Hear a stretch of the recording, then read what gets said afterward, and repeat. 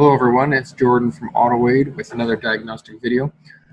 Today we're going to be looking at a 2014 Chevy Silverado with cooling fan issues. They are inoperative. So customer complaint is the rad fans will not turn on. They will not turn on with the AC either. Vehicle will overheat if left idling, and the customer has told me that they have replaced the rad fans. They had sent this vehicle to the dealer, and the dealer recommended replacing the BCM to correct the issue, and it was at that time that they called us in for a second opinion.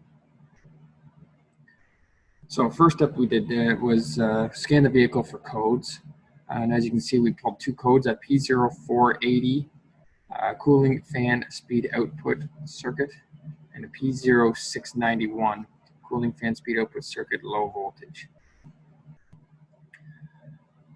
So after looking up those codes, P0480 and P0691, they both kind of mean the same thing. The ECM detects that the commanded state of the driver and the actual state of the control circuit do not match for greater than 5 seconds. So basically what that's saying is the ECM commands the fans on, but has also detected that they do not actually turn on. So let's take a look at how this cooling system works, or how the cooling fan system works. The engine control module commands the speed of the cooling fans based on cooling requirements. The ECM controls the cooling fan speed by commanding the cooling control module. The cooling fan control module applies separate power and ground circuits for each cooling fan. The ECM sends a pulse width modulated signal to the cooling fan control module. The cooling fan control module interprets the signal and operates the cooling fans at the commanded speeds. That's kind of a lot to take in, so I'm going to just take a look at this wiring diagram and see if we can get a better understanding of how this system works. So when you're looking at the diagram, it's a little bit easier to understand. You can kind of visualize it. So these are your cooling fan control modules. They're really the cooling fans. They have a little module on each one. There's one on the left and the right. By the looks of things here, we have two power inputs to each one and two ground circuits, and then it looks like we have one common control circuit from the ECM going to each one. So it's powered and grounded, and the ECM supplies the signal. So it's a little bit easier to understand how this system works when you're looking at the diagram, and this is actually a pretty basic system. I'm not too sure where the dealer got the BCM from, because it doesn't appear that the BCM controls this system whatsoever. So we're just gonna ignore that for now, and just stick with what we know here. So to simplify things a little further, the cooling fans is a power, ground, and pulse width modulated control circuit. 12 volts is output by the fan control module on the command circuit, and the ECM supplies a pulse width modulated ground to control the speed of the fans, kind of like I just described in the previous slide. So this is a very simple circuit to test, or a very simple system to test.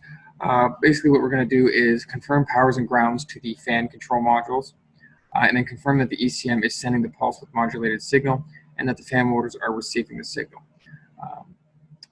So the fan control modules outputs 12 volts on that circuit, and the ECM grounds the signal via a pulse width modulation to control the fans. So to test the fans, we're going to need to hook up a scope and command the fans on. Now most vehicle manufacturers do allow bidirectional control of the fans, so I'm just going to go through the scan tool, have a look, and make sure that they allow us on this vehicle. So after looking at the scan tool, they do allow us to control the fan circuits. So now we're going to have to hook up our scope, and I'm just going to show you on the wiring diagram where I hook the scope up on this vehicle. So I have one lead on the red and gray circuit, which is the battery voltage. Second lead I had on the cooling fan control circuit. Third lead I had on the ground circuit. And my fourth lead I had on the control circuit at the ECM. Now I am using our 4-channel Pico scope, and a 4-channel scope would be best in this case. That way you can look at everything all at once, but a 2 or a 1-channel scope would work as well. It's just a little bit more work doing everything separately. So now we're going to go in on our scan tool and command the fans on now that we have all our scope hooked up and monitoring it. first, we're going to go into active test. Now this scan tool I'm using here is the Autel. Normally we have our GDS two-factor scan tool, but the shop that I was at this day did not have very good internet connection, and I had run out of subscription days on the GDS2, so I was unfortunately not able to use the GDS2, but a lot of you guys are probably going to be using aftermarket scan tools, so this is kind of good to show that the aftermarket does also support a lot of things on these newer vehicles. So on our Autel main menu in the ECM, we're going to go into active test, and then from there we're going to select cooling fan. And when we do that and the screen loads up, you're going to see this on the screen. Now it looks like it allows us to command it at 20, 40, 50, 70, and 90%. I think we're going to just go full bore with this one. We're just going to command it on 90 and see what happens. So now we've got our fans commanded. Our scan tool showing that they're commanded 90%. And on our scope, you can see here that it does start commanding the circuit. The green trace is the command to the left front motor. That's at the PCM. The blue trace is the command to the left front motor, or sorry, to the left fan motor at the motor. Red is our power input, and the yellow or gold is our ground. So you can see our powers and grounds look good.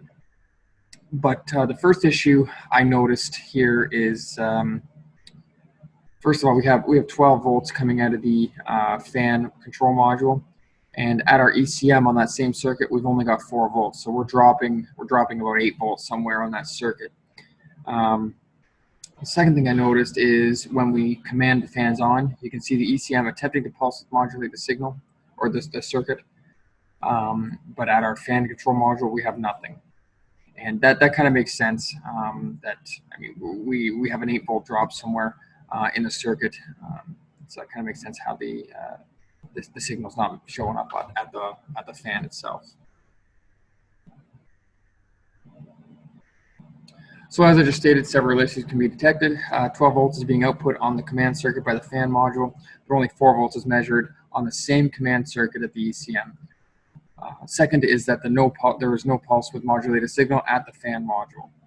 So we're dealing with an 8-volt drop on the control circuit between the ECM and the fan motor, likely due to corrosion or something like that.